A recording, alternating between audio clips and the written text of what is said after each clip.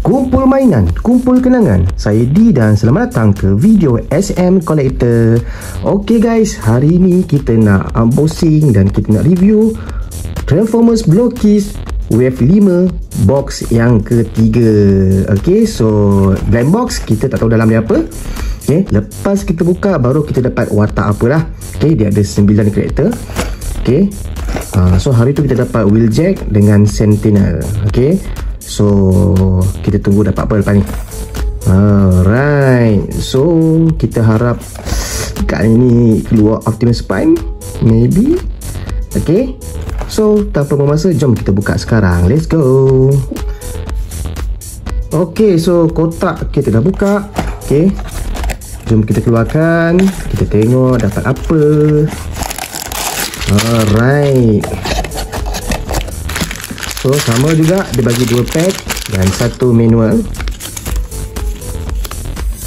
Okay, manual ni semua kotak sama lah. Okay, sama saja. Okay, letak sini. Biasa kita buka pack yang kecil dulu. Okay, pack yang kecil ni dia bagi stand dan tapak tangan. Okay, tangan dia okay, dan tapak dia. Alright guys, rasa-rasa kita dapat apa?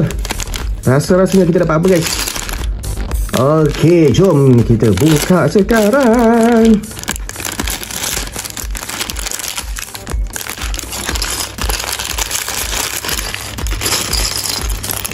Okey, dah keluar. So kita dapat Hound. Okey, nampaknya Optimus Prime masih lagi tak nak keluar Okey, so jom kita pasang Hound. Let's go.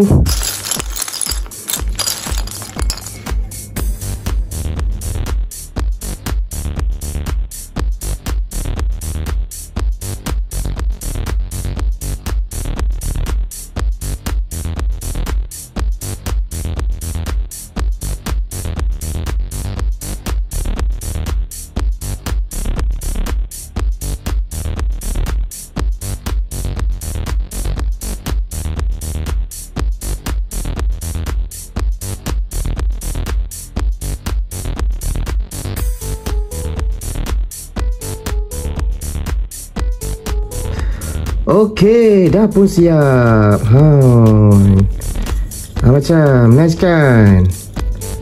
Okey, so kita boleh guna stand dia. Okey, letak dekat kaki dia macam ni. Tada, nice. Bang bang bang bang. Okey, kita boleh buat macam-macam pose. Nice.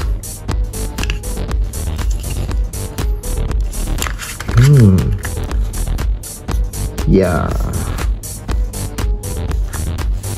nice kan? Okay,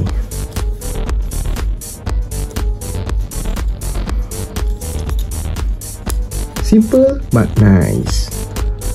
Okay, yang paling best dia articulator. Kita boleh gerakkan sendi-sendi dia. Okay, dan kita boleh cabut-cabut dia sebab dia adalah Blokies. Kita boleh pasang-pasang dia balik, cabut dah pasang balik. Nice. Okay, detail pun cantik. Alright guys, so itu saja video kita pada kali ini. Thanks for watching guys. Bye bye.